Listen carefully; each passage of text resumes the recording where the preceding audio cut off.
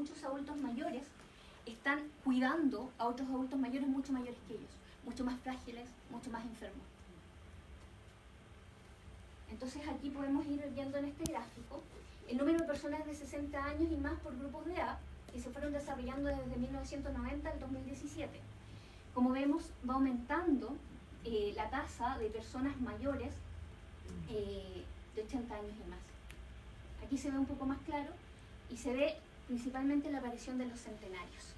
Cada vez vamos a tener mucho más población centenaria dentro de quienes vamos a ver y dentro de quienes van a ser nuestros pacientes. Son y van a ser nuestros pacientes. ¿Quiénes viven más? Las mujeres, pero no viven mejor. Generalmente viven en peores condiciones de salud y peores condiciones económicas. Ahí está el gráfico. Desde los 60 años hasta los 74 años aproximadamente, a los 74 años aproximadamente nos supera la cantidad de hombres. Y luego sucede que las mujeres empezamos a superar, ¿cierto?, en esperanza de vida a los hombres. ¿Por qué pasa esto? Por condición genética y no necesariamente por las condiciones en que hemos vivido la vida. Como les decía antes, quedamos en peores condiciones de salud y en peores condiciones económicas. Probablemente las peores condiciones de salud están relacionadas con nuestras dobles jornadas de trabajo, por ejemplo, ¿cierto? Trabajo en la casa y nuestro trabajo externo, digamos. Y condiciones socioeconómicas están relacionadas con la edad de jubilación, ¿cierto?, con el tiempo en que no estamos trabajando y que no estamos en la AFP, nuestras lagunas, y por lo tanto nuestras condiciones económicas no van a ser las mejores. Entonces, esta población adulta mayor a la que nos enfrentamos es una población totalmente diversa, ¿ya? No es y hay que sacarse de la cabeza también a la persona mayor que es frágil, la persona mayor que anda con bastón, la persona mayor que usa lente, la persona mayor que anda lento, ¿cierto? La mayoría de las personas mayores actualmente, por lo menos del rango de los 60, 65 años hasta los 80 años, son personas bastante activas, con mucho por hacer todavía, con mucha energía. Empieza a cambiar un poco de los 80 años en adelante. Bueno, esta longevidad está caracterizada por una heterogeneidad, ¿cierto?, y una complejidad. O sea, cada vez que enfrentemos el tratamiento de una persona mayor, este tratamiento sí o sí debe ser personalizado. Vamos a ver un poquito las características relacionadas con salud de las personas mayores. Por ejemplo, las personas mayores principalmente cotizan en FONASA. ¿Qué sucede con las ISAPRES? Sus planes comienzan a subir tanto y como las ISAPRES no pueden recibir a gente enferma, entonces terminan saliendo de las ISAPRES y volviendo a FONASA, a un sistema que está saturado y en el que, bueno, sabemos que no se entrega tampoco la mejor salud, ¿cierto? Bueno, ¿cuál es la percepción que tienen de salud las personas mayores? Tienen una percepción, a pesar de todo, y a mí me llamó la atención esta cifra, sobre un 30% encuentra que tienen una salud buena, o muy buena. Pero sí vamos viendo que hay un cambio en la percepción de salud, que la consideran muy mal o más o menos irregular, en relación a los grupos etarios anteriores.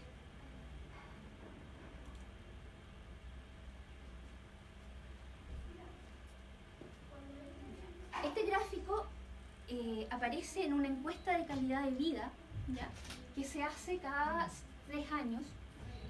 Generalmente la toma la Universidad Católica de Chile y, bueno, evalúan desde distintos puntos de vista, ¿cierto?, la calidad de vida de las personas mayores en Chile. En este caso, preguntaron si en el último año habían tenido alguno de los siguientes problemas de salud. ¿Cuál es la mayor parte de los problemas de salud que han tenido? Hipertensión, colesterol alto, artritis y diabetes o azúcar elevado. Si bien ha ido disminuyendo en relación, bueno, la encuesta anterior a la que se puede comparar es la del 2007, en relación a la hipertensión sigue siendo una de las enfermedades más prevalentes. Otro punto que nos puede interesar, ¿cierto? Otro punto que nos puede interesar está relacionado a cuántos medicamentos las personas están tomando normalmente. ¿Por qué razón? El mayor consumo de medicamentos está relacionado con disminución del flujo salival, o hipocialia, ¿cierto? O serostomía, que es la sensación de boca seca. Y esto puede desencadenar alguna parafunción, como por ejemplo el bruxismo. En relación a la calidad de vida, se les consultó a los pacientes qué tan satisfechas estaban ciertas necesidades.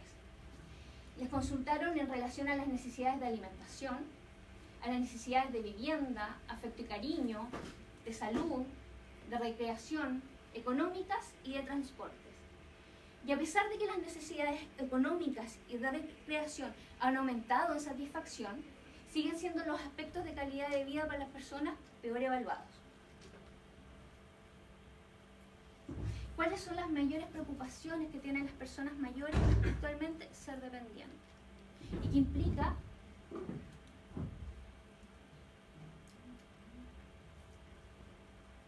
Es depender de otras personas. Vamos a ver más adelante qué es lo que implica el concepto de dependencia.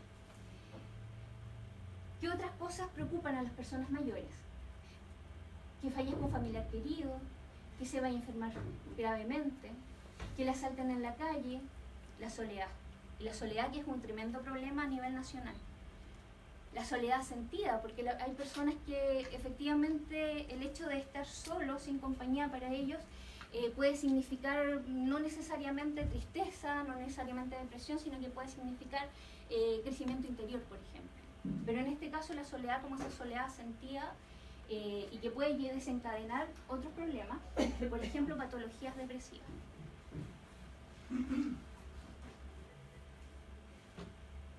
En esta misma encuesta de calidad de vida en el adulto mayor, se preguntaban algunos síntomas relacionados con depresión según la escala de Yesabach. Por ejemplo, si prefieren quedarse en casa en vez de salir y hacer otras cosas nuevas, que pasa mucho con muchas personas mayores. En este caso, un 60,8% de personas lo contestó que efectivamente le pasaba esto en el 2010, y esto disminuyó en un 8% en el 2016. Se aburre con frecuencia, se siente inútil frecuentemente, se siente frecuentemente desvalido o que no vale nada. A veces conversar con el paciente en relación a este tipo de temas nos puede orientar para poder llevarlo hacia un diagnóstico, por ejemplo en este caso de depresión, que nos puede ayudar a mejorar su calidad de vida, si es que es intervenido a tiempo. En relación a la depresión, ¿quiénes creen ustedes que tienen la tasa de depresión y suicidio más alta en Chile?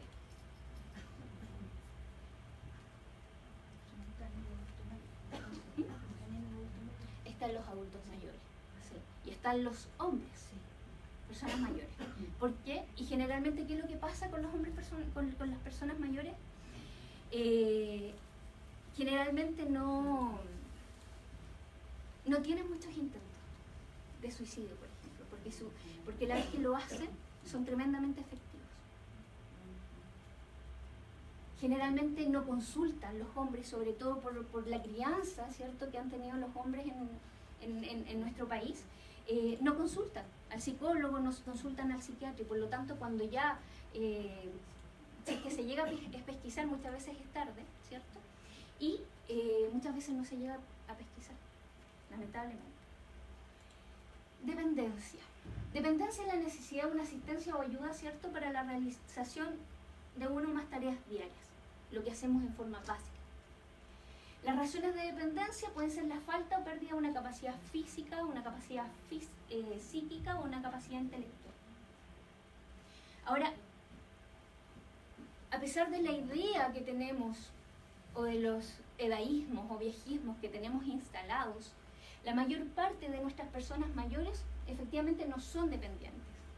Un 85,8% de las personas mayores son no dependientes, precisamente.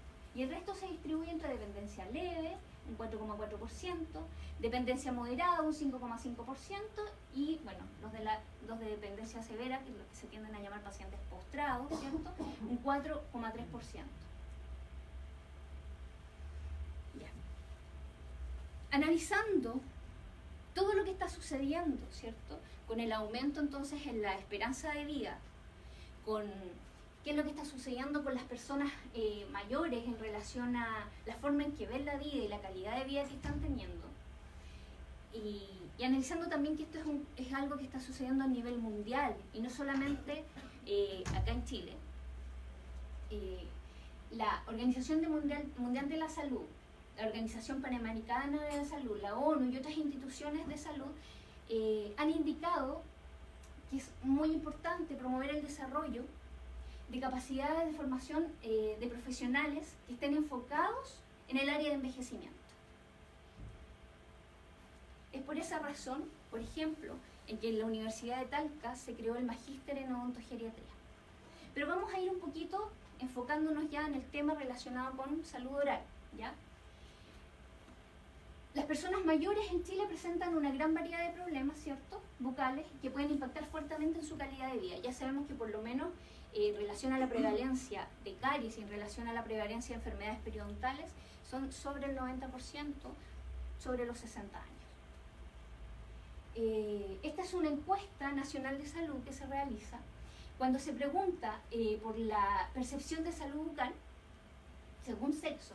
Encontramos sexo, edad y años de estudio que fueron cursados. Encontramos que lo que más nos interesa y que es sorprendente para mí por lo menos, que sobre 65 y más años un 41,2% considera que su salud es muy buena o buena. Es sorprendente en relación a lo que les acabo de comentar, a los índices de prevalencia que tenemos de enfermedades, ¿cierto? Pero quizás esto puede estar relacionado con la idea que tiene la gente que es normal perder dientes al envejecer. Entonces ya conservar a lo mejor un par de dientes puede significar para ellos tener una buena salud o una buena salud en relación a otras personas de su edad. Quizás esto puede explicar por qué consideran que tienen una buena o muy buena salud bucal. Lo malo de esto también es que tienen poco motivaciones como para poder mejorar su salud también. En general, y de todo el rango etario, el 27% de las personas tiene una dentición no funcional, ¿ya? En este caso, en esta encuesta, se determinó que la dentición no funcional es la presencia de menos de 20 dientes en la cavidad oral, ¿ya? Pero ojo, no sabemos claramente al revisar la encuesta si efectivamente estos 20 dientes están en oclusión o no. Y eso es tremendamente importante para determinar si efectivamente es funcional. Bueno, en el rango etario que a nosotros nos atañe, lamentablemente un 81,7%, y sin pensar ni siquiera si están en oclusión, tiene menos de 20 dientes en boca, sobre los 65 años y más.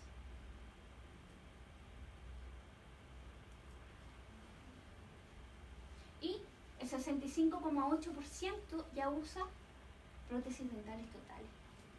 O sea, es altísima la tasa, según este informe. En esta encuesta no se considera epidemiología relacionada con trastornos temporomandibulares o relacionadas con dolor orofacial, ¿ya?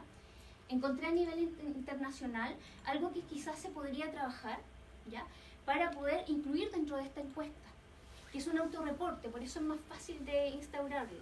Este autorreporte lo realizaron en Suecia, en un hospital, lo hicieron desde el 2011 hasta el 2013, ¿ya?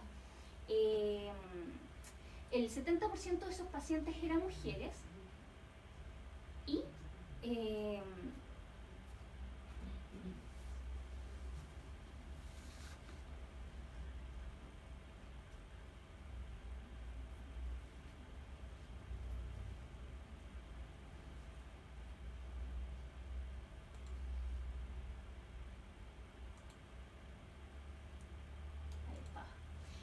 esto fue lo que les preguntaron. ¿Tiene dolor en sus sienes, cara, articulación mandibular o maxilares una vez a la semana o más a menudo? La segunda pregunta fue, ¿tiene dolor al abrir la boca al masticar o una vez a la semana o más a menudo? Las opciones fueron simplemente sí o no para simplificar. Los resultados fueron que entre 61 y 75 años, ¿cierto? Y los mayores de 75 años tenían una prevalencia bastante más baja en relación o relacionados con los grupos etarios que van desde los 30 hasta los 60 años.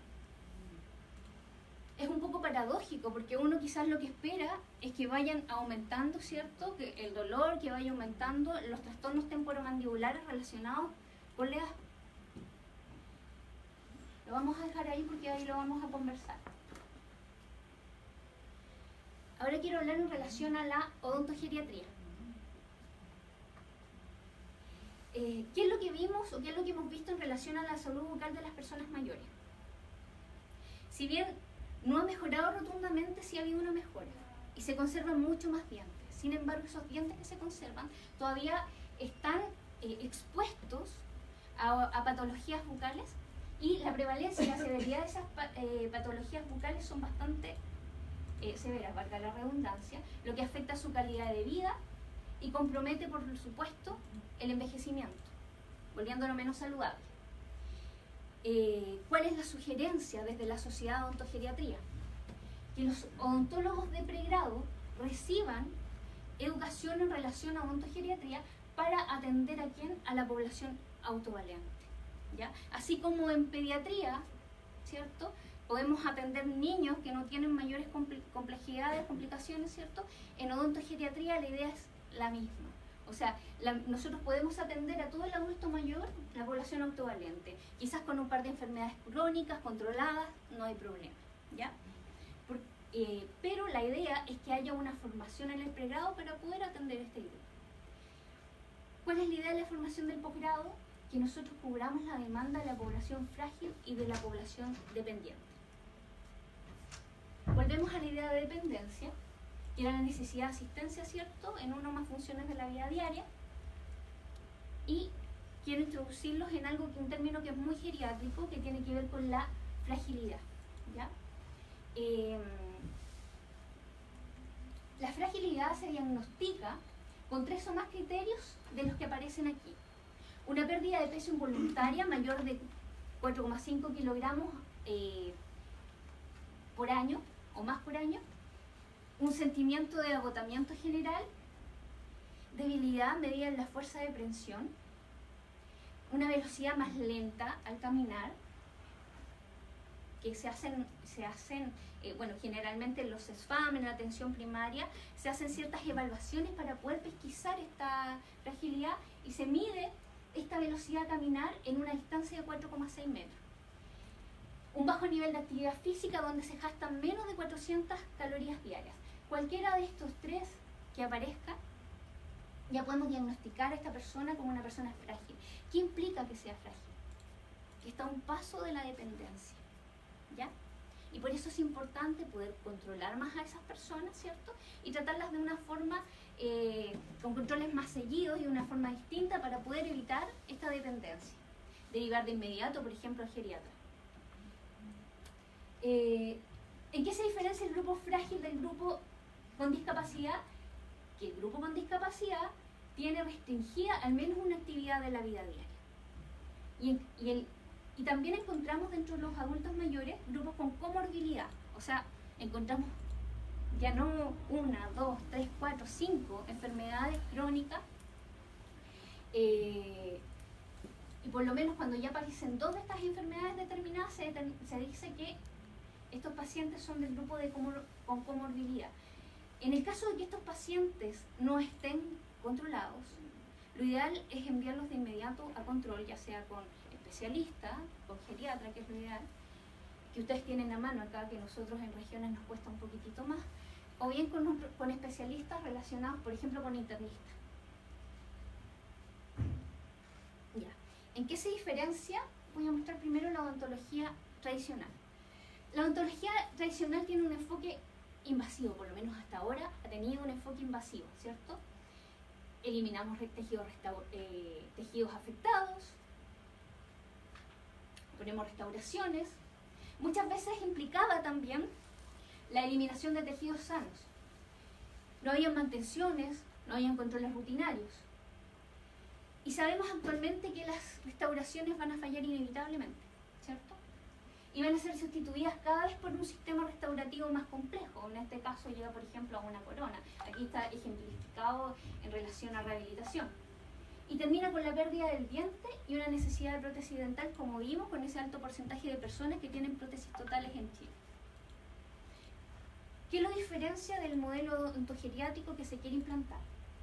Es un modelo con mínima intervención. Es un modelo que es personalizado. Como hablábamos antes, los pacientes adultos mayores tienen muchas diferencias entre sí, ¿no? No es que después de los 60 años tú ya vas a empezar a usar bastón, te vas a enfermar, no, hay mucha heterogeneidad en todos los ámbitos. La idea es que este modelo sea costo efectivo también y que tenga la más amplia cobertura posible. ¿Cuál es el objetivo? Mejorar la salud bucal y con ello mejorar la salud sistémica y por supuesto la calidad de vida. ¿Qué no es odontogeriatría? ¿Y qué es lo que se tiende a confundir? No es una subrama de la rehabilitación, porque ya vimos que lo que vemos nosotros son pacientes frágiles, son pacientes dependientes. No nos vamos a... Probablemente si hay alguna rehabilitación compleja en un paciente frágil que puede ir a un rehabilitador, lo vamos a enviar a un rehabilitador. Pero probablemente también si hay un paciente dependiente en el que tenemos que hacer una prótesis total y tiene sus rebordes alveolares muy disminuidos, a lo mejor en algún caso ni siquiera vamos a optar por ponerle. Se opta por mínima intervención, por calidad de vida. Vamos a ver un poquitito más qué es la odontogeriatría. La odontogeriatría es atención domiciliaria y por lo tanto adaptarse al lugar en donde estamos. De eso se trata. Esa es la diferencia. En este caso, esto es en un ELEAM, que para nosotros era más fácil traer y llevar a los pacientes en estas sillas especiales que las podíamos reclinar también. Hay sillones dentales, ¿cierto? Portátiles, pero en este caso era mucho más fácil y teníamos acceso a estas sillas y ocupamos eso. Este es un paciente frágil que fue capaz de subirse a esa camilla y nos pudimos adaptar de esa forma para poder trabajar. Este es un paciente que fue atendido en su casa. Si se fijan, es un paciente mayor y es un paciente que está con un juguete aquí al lado, ¿cierto? Él tiene es dependiente totalmente y tiene un retraso cognitivo que es bastante avanzado.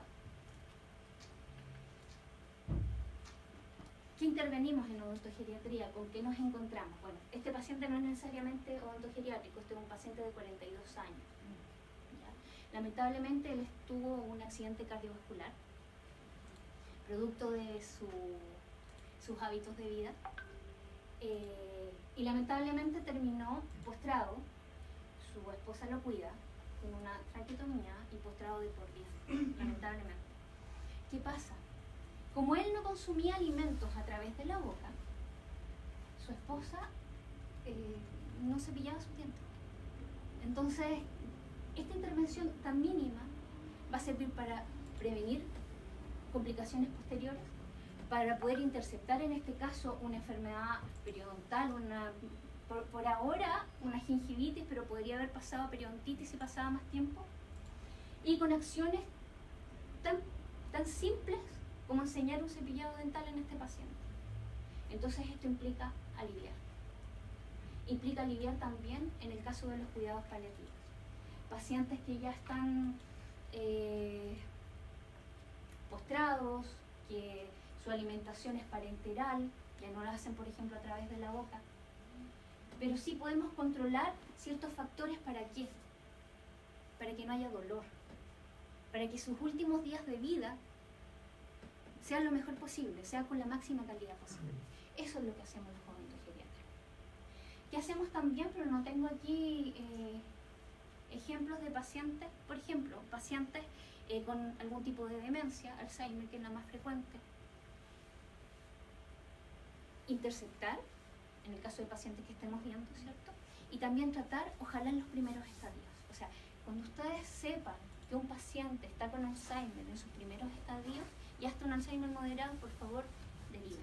Es el momento como para poder implantar las primeras medidas preventivas y que hagan que posteriormente en su vida, que su vida tenga mejor calidad de vida.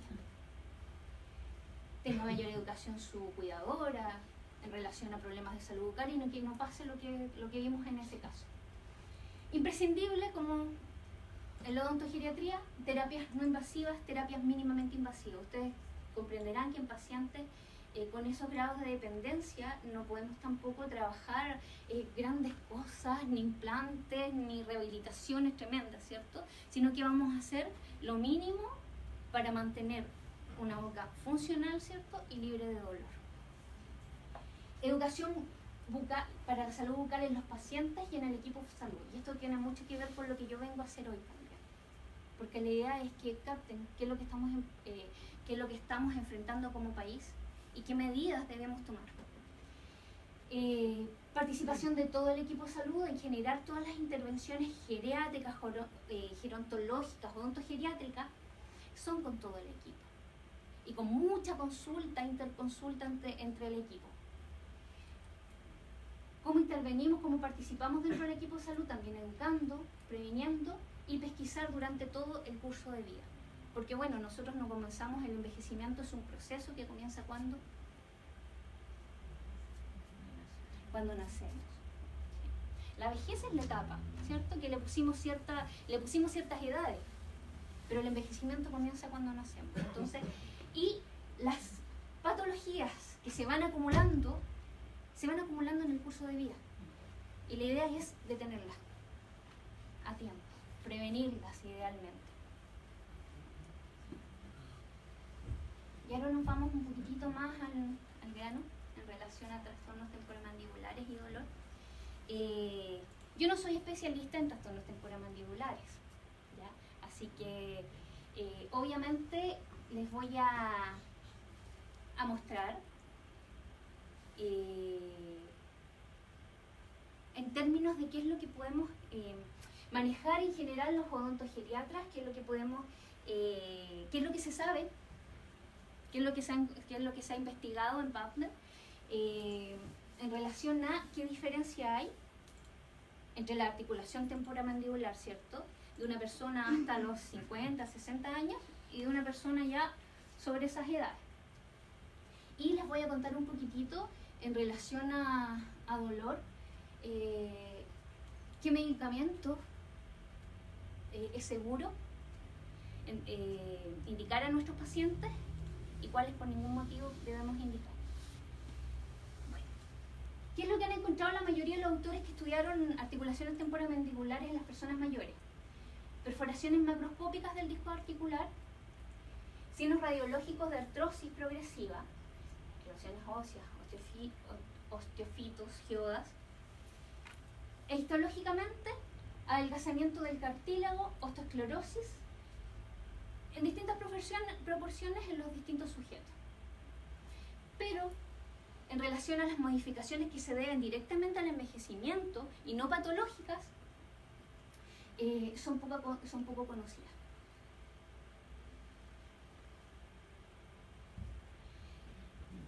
Este es un paper relacionado con modificaciones anatómicas entonces de la articulación temporomandibular durante el envejecimiento. ¿Qué es lo que se determinó? Bueno, la idea era conocer cuáles eran los cambios normales, cuáles eran los cambios patológicos en la articulación temporomandibular. Porque se sabe que la frecuencia de las patologías va aumentando según va pasando la vida. ¿Qué es lo que se hizo? En 35 sujetos mayores de 75 años se evaluaron 70 articulaciones temporomandibulares. Se evaluaron en los parámetros que vimos anteriormente. Se evaluaron en signos macroscópicos, se evaluaron los signos radiológicos y se evaluaron los signos histológicos. Se encontró que patologías degenerativas, ¿cierto?, afectaban a más del 50% de esta población, de estos sujetos estudiados, y encontraron discos perforados en el 7%.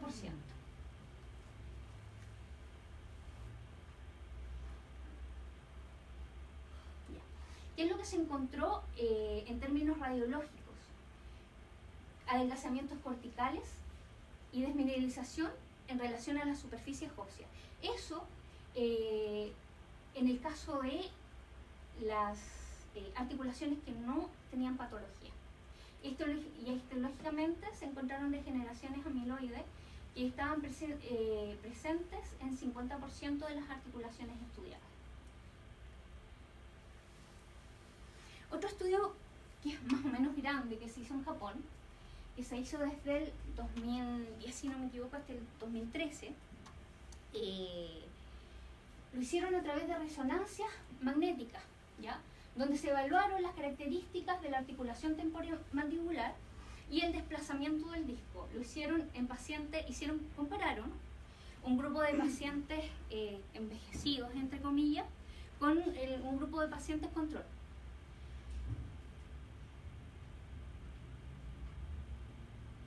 Ya, los pacientes envejecidos fueron pacientes quizás con no tanta edad, sobre los 50 años, pero desde los 50 hasta los 80 años. Y los pacientes control van desde los 6 años hasta los 50 años. ¿Qué es lo que se evaluó, básicamente? O qué es lo que se observó. Se observó un mayor desplazamiento discal sin reducción en los mayores de 50 años. Se observó que había un 44,9% versus un 35,5% en relación al grupo control. No encontraron ninguna diferencia significativa en relación al edema articular en ambos grupos, pero sí encontraron, en el caso de un desplazamiento discal con alta osteoartrosis, una mayor prevalencia en el grupo de mayor de 50 años, un 41,9% versus un 19,8%.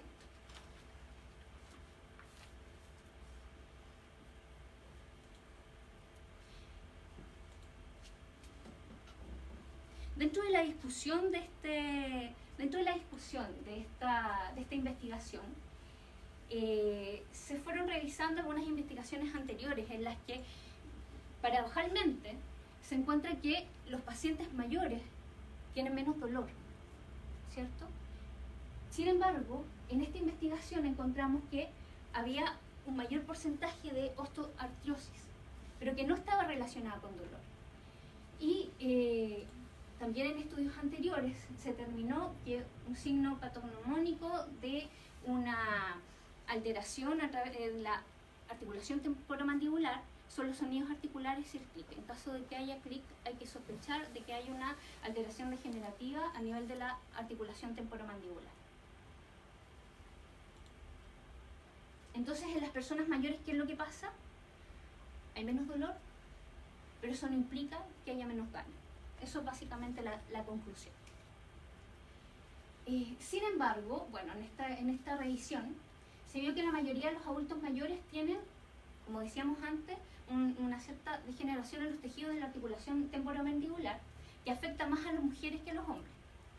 Sin embargo, los síntomas son leves, son autolimitados y generalmente se puede tratar con medidas autogestionadas, no hay necesidad de intervenir en la mayor parte de los casos. O sea, básicamente la articulación temporomandibular tiene una capacidad de adaptabilidad que es bastante grande. Ustedes imaginarán que en el caso de los pacientes frágiles, dependientes, bueno, no pueden imaginarlo, pero es muy poco lo que se encuentra en relación a dolor y trastornos temporomandibulares. En relación a los medicamentos que se pueden dar a adultos mayores, que se pueden indicar, tenemos que cada 3 años se van actualizando ciertos criterios que son llamados los criterios de Beers. Este año 2009 la Sociedad Americana de Geriatría los volvió a actualizar, ¿ya? Y quienes quieran, bueno, la presentación va a quedar para que puedan analizar ustedes en profundidad todo lo que hemos pasado y también estos criterios. Pero yo quise acceder a esta revisión que tiene que ver con el uso inapropiado de medicamentos en adultos mayores, resultados de la Encuesta Nacional de Salud del 2010. Esta revisión es del 2016, apareció en la Revista Médica de Chile, pero ¿qué gracia tiene? ellos tomaron los criterios de Beers que había hasta ese momento, ya los 2019 están más actualizados, pero los adaptaron a la realidad chilena, ¿ya? ¿Y qué es lo que vamos a encontrar? Vamos a encontrar que estos son los medicamentos que no se deben usar en personas mayores como recomendación. Usar solo en forma excepcional en personas mayores. Todo esto va a quedar para que la doctora María Paz lo puede compartir. Y personas mayores en mejor estado funcional, una lista un poquito más alta, más larga, y sin problemas en personas mayores, ¿ya? Eso es lo que les quería entregar yo también como una especie de herramienta para poder tratar a pacientes mayores. Sin problemas en personas mayores, entonces.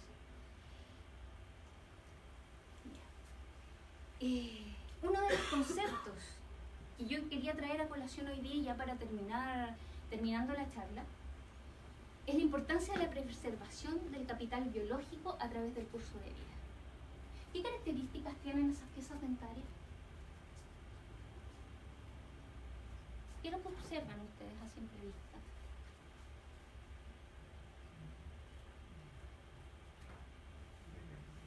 Desgaste, cambios de coloración, ¿cierto? Lesiones nucleosas,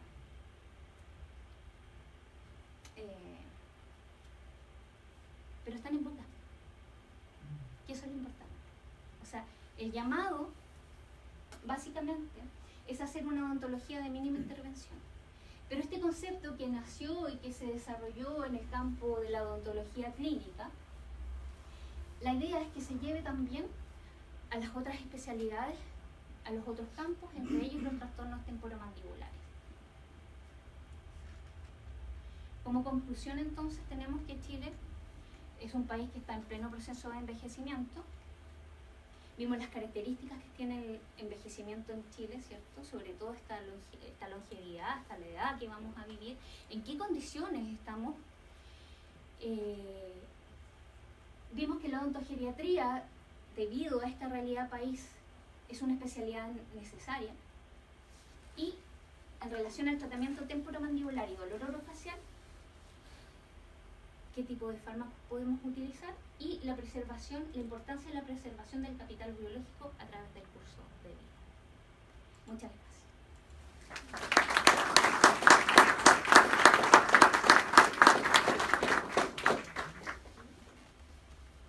Quiero abrir, por si hay preguntas de la audiencia, a la doctora aprovecha porque tiene que devolver. Largo el camino. Sí, atalca. ¿Hay preguntas? Diga. No sé si hay alguna estadística en cuanto a adulto mayor y fibromialgia. Que hay cada vez más personas que consultan por eso, personas mayores, digamos, y no sé si estará muy sobrediagnosticado o qué, pero cada vez llegan más. ¿Y cuál es como la prevalencia? No sé si hay como algún dato estadístico. No encontré estadística en relación a fibromialgia, pero si María Paz me lo permite, yo lo voy a buscar y lo puedo enviar junto con la presentación cuando se los envíe. Y lo voy a dejar anotado, de hecho. ¿Ya? ¿Tenemos la presentación? Bueno, de todas maneras el llamado es hacer investigación conjunta. Es muy poco lo que aparece en la literatura en relación a personas mayores o estudios hechos directamente en este rango etario. Entonces, por eso el llamado el título de la presentación era cómo avanzamos, precisamente. Yo, un poco de fibromialgia, siempre lo que más se publica es el debut en personas jóvenes. O sea, la fibromialgia, lo que está pasando es que cada vez más personas jóvenes están siendo diagnosticadas. Y lo que pienso que pasa con el adulto mayor un poco es que nunca tuvo un diagnóstico y ese paciente viene arrastrando una fibromialgia que debutó en joven, pero que se diagnosticó en la adulta. Me parece mucho que la fibromialgia debuta alrededor de los 35 o 40, así que alguien me puede corregir.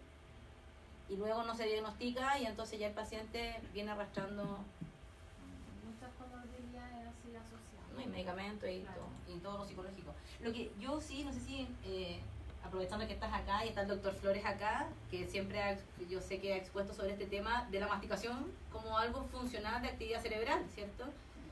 Hay muchas publicaciones que hacen o alusión a que mientras más tú mantienes la masticación en el adulto mayor, menor demencia senil. ¿Estoy equivocado, no? ¿Voy bien? De hecho, la Organización Mundial de la Salud clasificó la pérdida de esa estar en un factor de riesgo para enfermedades de Alzheimer. Exacto. Se Entonces, considera también de riesgo para demencia, donde el 5% la presencia de menos de 20 piezas dentales. exacto, pero entonces uno podría pensar que el rehabilitador tiene un área ahí, pero también la masticación funcional, en lo que hablabas tú de quizás visitar personas postradas y estimular masticación como tareas diarias, es decir, decirle al paciente, mira, tú estás con enfermedad parenteral, pero vamos a crear esta goma de silicona y vas a masticar 3 veces al día y establecer una rehabilitación en quizás sobre rodetes o sobre algo. Si pudiera tratar de fomentar, aumentar la actividad masticatoria en pacientes que van... Lo que sí hay experiencias, pero no están en algún estudio en relación al uso de prótesis. Pacientes que no estaban utilizando prótesis y todavía están en estadios tempranos de algún tipo de demencia, se colocan las prótesis e inmediatamente hay un cambio cognitivo. Eso sí se ha visto y lo han relatado profesionales que trabajan con nosotros también. Y yo encuentro que eso es súper interesante desde el punto de vista de cómo la odontología puede mejorar calidad de vida. Sí. Muchas gracias por la presentación. Más que nada como de duda de cómo lo están haciendo, si han habla o se ha intervenido o si se ofrecen como en definitiva como información a todos estos como grandes centros o hogares de ancianos, en los cuales por el mismo tema de masticación, muchos de ellos llegan incluso con prótesis de buen estado, ni siquiera con capacidad cognitiva, digamos, alterada. Y efectivamente lo primero que hacen es guardar las prótesis, se recargan en un cajón y lo que menos hacen es estimular a estos adultos mayores a que utilicen sus prótesis teniendo la capacidad para hacerlo. Entonces, no sé si desde ese punto de vista la sociedad ha visto algo al respecto de poder ir informando la necesidad que es De la función. Claro. Sí, de hecho es una de las intervenciones que se hacen. En una de las fotografías aparecía un paciente, una persona mayor que tratamos en un LEAM, y precisamente en el CLEAM se hizo una intervención, un taller, donde se habló principalmente con las cuidadoras en relación a temas de cuidado, de prótesis, de higiene oral, principalmente relacionado con eso. Sí, sí se está haciendo y está contemplado dentro del modelo odontogeriátrico. No solamente la intervención, la rehabilitación, sino que también la prevención, ¿cierto? Y el manejo de los pacientes. ¿Sí? Doctor Dins. Doctora, primero que nada quería felicitarla a usted y a través intermedio suyo a la Universidad de Talca por esta iniciativa de este magíster. Yo creo que estamos todos de acuerdo que eso va a tener que ser una preocupación y probablemente canalizado en una especialidad, como primer punto. 2 comentarios y una pregunta. El primero, nosotros en nuestro grupo en la Universidad, somos de la Universidad de Chile, publicamos hace un tiempo con una población bastante pequeña y de conveniencia un estudio usando los RDC, en esa época los RDC, respecto a adulto mayor, o sea, exclusivamente adulto mayor. Está publicado en la International Journal of Stomatology, la de Temuco, parece que, ¿no? Y tiene que ver, las cifras son más o menos las que usted da, ¿no es verdad? Y efectivamente la prevalencia de trastornos degenerativos es alta, y con la misma observación de ausencia de cuadros dolorosos. Y ahí se dan una serie de explicaciones, las pueden buscar ahí, pero está eso. Hay poco. Lo segundo, que nuestro grupo en la universidad, que tiene que ver más que con trastornos temporomandibular orofacial, tiene que ver con la visión que tiene la universidad respecto al adulto mayor, se ha traducido en 2 cosas. Uno, un libro, que hay como 3 autores o 4 autores aquí presentes en la sala, que son tópicos de ontología integral en el adulto mayor, que toca varios temas, entre ellos algunos que tienen que ver con dolor, con sueño, etcétera. Así que si usted nos deja ahí esto le vamos a mandar un libro para que lo tenga, capaz que algo aporte. Y lo otro tiene que ver con la pregunta, la que yo le quería hacer es, ¿qué valor usted le da a ese índice que a nosotros nos dio a conocer la doctora Andrea Pizarro, que tiene alta experiencia en odontogeriatría, respecto a la valoración geriátrica integral como una herramienta práctica, útil, ¿no es verdad?, para rápidamente diferenciar eso que usted dejó ver, ese adulto mayor que es absolutamente autovalente y su tratamiento odontológico y su tratamiento de tetema y dolor facial, yo estoy ahí también, pero por supuesto, no tiene ninguna diferencia con el adulto menor de 60 años. En cambio, el otro, y por eso que la valoración, para nosotros la valoración genética integral es tan importante y eso se traspasa al alumno de pregrado, se diferencia al adulto dependiente que tiene otras características. Y de hecho nosotros lo hemos de alguna manera hecho carne en nuestro currículum. Tenemos un curso específico para adulto mayor que trata de ese otro paciente en el pregrado con la asistencia. Y la diferenciación clara con el paciente que tiene cuidados especiales, que no es adulto mayor, pero que también usted lo mostró acá. Hacemos esa diferenciación. Entonces me gustaría ver su opinión respecto a la valoración, si la usa, si la... Sí, no utilizamos esa valoración en la universidad y de hecho a mí me gustaría conocerla. Ya. Sí hacemos valoración odontogeriátrica integral, pero no de ese tipo, precisamente para hacer la diferenciación entre el tipo de pacientes. Porque Sí. dentro de esa valoración uno de los pilares más importantes, más que el pilar biológico, médico, fisiológico, es el socioconductual, el social, emocional, el que es el más potente. Pero muy bien, me parece. ¿Más preguntas? Bien, bueno, si no hay más preguntas, nosotros tenemos que seguir adelante. Yo quería agradecer de nuevo a la doctora Nelly por la... Espero que esto sea una oportunidad para seguir trabajando.